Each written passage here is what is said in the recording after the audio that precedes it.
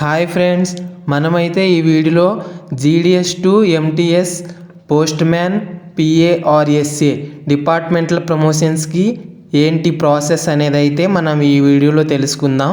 అంటే ప్రాసెస్ అంటే మనం జీడిఎస్ నుంచి డైరెక్ట్గా ఎంటీఎస్కి అంటే మల్టీ టాస్కింగ్ స్టాఫ్కి లేదంటే పోస్ట్ మ్యాన్కి లేదంటే పోస్టల్ అసిస్టెంట్ పిఏకి కానీ మనం రిక్రూట్ అవ్వాలంటే ప్రాసెస్ ఏంటి, దాని ఎలిజిబిలిటీ ఏంటి, ఆ తర్వాత మనకు వచ్చే శాలరీస్ ఏంటి అనే విధంగా మనం ఈ ప్రమోషన్స్ రిలేటెడ్లో మనం ఈరోజు డిస్కస్ చేసుకుందాం.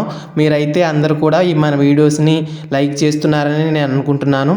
అందరూ కూడా మన వీడియోస్ని ఇలాగే సపోర్ట్ చేస్తూ ఉండండి. మనమైతే లేట్ చేయకుండా వీడియోని అయితే స్టార్ట్ చేసుకుందాం. సో ఫస్ట్ ఆఫ్ ఆల్ మనం రాసేది అంటే మనం ఎలిజిబుల్ అయ్యే ఎగ్జామ్ అయితే ఎంటీఎస్ అన్నమాట. ఎంటీఎస్ అంటే మల్టీ టాస్కింగ్ స్టాఫ్. మనం మల్టీ టాస్కింగ్ స్టాఫ్కి సెలెక్ట్ అవ్వాలి, మనం ఆ జాబ్ క్లియర్ చేయాలి అనుకున్నట్లయితే మనం జీడిఎస్గా గ్రామీణ డాక్ సేవక్గా, అది ఏబిపిఎం కానివ్వండి, బీపీఎం కానివ్వండి, లేదంటే డాక్ సేవక్గా కానివ్వండి, మనమైతే 3 years సర్వీస్ అనేది డిపార్ట్మెంట్లో కంప్లీట్ చేయాల్సి వస్తుంది. అప్పుడే మనం ఎంటీఎస్కి రాయడానికి అయితే మనం ఎలిజిబుల్ అవ్వగలుగుతాం. అదేవిధంగా మనకు కావాల్సినటువంటి ఎడ్యుకేషన్ క్వాలిఫికేషన్ ఏంటంటే మనకు బేసిక్ 10th క్లాస్ అనేది ఎలిజిబుల్గా ఉంటే సరిపోతుంది. అలాగే ఈ రిక్రూట్మెంట్ ప్రాసెస్ అనేది డిపార్ట్మెంటల్ వైజ్గా ఎగ్జామ్ అనేది నోటిఫికేషన్ ఇస్తారు. ఎగ్జామ్కి మనం అప్లై చేసుకోవాలి. అదేవిధంగా ఆ ఎగ్జామ్ కండక్ట్ చేస్తారు. ఎగ్జామ్లో మనమైతే ఎలిజిబుల్ అయినట్లయితే కనుక, అంటే కట్ ఆఫ్ మార్క్స్ మనం సాధించినట్లయితే కనుక మనం ఈ 3 years ఆఫ్ సర్వీస్ తర్వాత జీడిఎస్ టు ఎంటీఎస్గా అనేగా ప్రమోషన్ అనేది మనకు రావడం జరుగుతుంది. అయితే ప్రమోషన్ వచ్చిన తర్వాత ఈ ఎంటీఎస్ శాలరీ ఎంత ఉంటుందయ్యా అంటే 30,000 నుంచి 36,000 వరకు మల్టీ టాస్కింగ్ స్టాఫ్ శాలరీ అయితే మనకు గవర్నమెంట్ అనేది పే చేయడం జరుగుతుంది. ఇప్పుడైతే జీడిఎస్ టు పోస్ట్ మ్యాన్కి మనం ప్రాసెస్ ఏంటనేది అయితే చూసుకుందాం. జీడిఎస్ టు పోస్ట్ మ్యాన్కి మనకు ప్రమోషన్ రావాలంటే మనం డిపార్ట్మెంటల్లో జీడిఎస్గా అంటే యాజ్ సేమ్ బీపీఎం కానీ ఏబిపిఎంగా కానీ డాక్ సేవక్గా కానీ మనం 5 years సర్వీస్ అనేది కంప్లీట్ చేయాల్సి ఉంటుంది.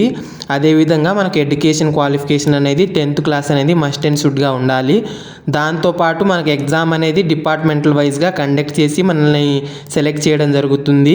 అయితే దీంట్లో శాలరీ ఎంత వస్తుంది అంటే మనకు శాలరీ అనేది 39,000 నుంచి 46,000 ప్లస్, అంటే 39K to 46K and plus extra కూడా వస్తుంది.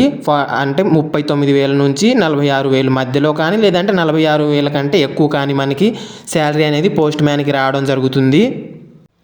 అదేవిధంగా GDS to PA or SA అంటే జీడిఎస్ నుంచి పోస్టల్ అసిస్టెంట్గా మనం రిక్రూట్ అవ్వాలంటే దానికి ప్రమోషన్ కావాలంటే మనకు ఎలాంటి ఎలిజిబిలిటీ క్రైటీరియా ఉండాలి అనేది మనం ఇప్పుడు చెప్పుకుందాం. మనకైతే మన సర్వీస్ అనేది 5 years ఉండాలి. అది ఎప్పుడు మనం June 17, 2022 ఆ లోపు కనుక మనం జాయిన్ అయినట్లయితే కనుక మనకు 5 years ఆఫ్ సర్వీస్ డిపార్ట్మెంటల్గా సరిపోతుంది. అలా కాకుండా మనం 2022 తర్వాత అంటే ఆఫ్టర్ June 17, 2022 తర్వాత మనం జాయిన్ అయినట్లయితే కనుక మనకు 8 years అనేది డిపార్ట్మెంటల్ వైజ్గా అంటే జీడిఎస్గా మనకు 8 years సర్వీస్ అనేది కంపల్సరీగా ఉండాలి. అలాగే మనకి ఎంటీఎస్కి పోస్ట్ మ్యాన్కి 10th క్లాస్ అనేది ఎడ్యుకేషన్ క్వాలిఫికేషన్ సరిపోయిద్ది. కానీ పిఏకి పోస్టల్ అసిస్టెంట్కి మాత్రం మనకు ఇంటర్మీడియట్ అనేది ఎడ్యుకేషన్ క్వాలిఫికేషన్గా ఉండాలి.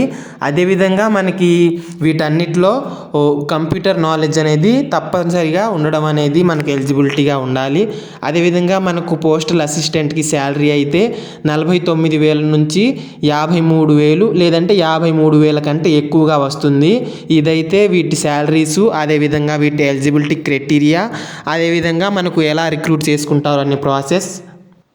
అయితే ఒక చిన్న కరెక్షన్, ఇప్పటి వరకు నేను చెప్పిన ఈ శాలరీస్ అనేవి కూడా 2026 వరకే. ఆఫ్టర్ 2026 ఈ శాలరీస్ అనేవి చాలా పెరగబోతాయి.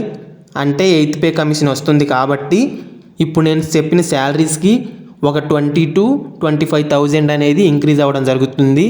కాబట్టి ఈ శాలరీస్ అన్నీ కూడా 2026 వరకు మాత్రమే నేను చెప్పినవి, తర్వాత అనేవి పెరగడం జరుగుతుంది. సో ఈ వీడియో అయితే మీకు నచ్చినట్లయితే తప్పకుండా లైక్ చేయండి, కామెంట్ చేయండి. అలాగే మన ఛానల్ని కనుక ఇప్పటివరకు మీలో ఎవరైనా సబ్స్క్రైబ్ చేయకుండా ఉన్నట్లయితే తప్పకుండా సబ్స్క్రైబ్ చేసుకోండి. ఉంటాను. Bye bye.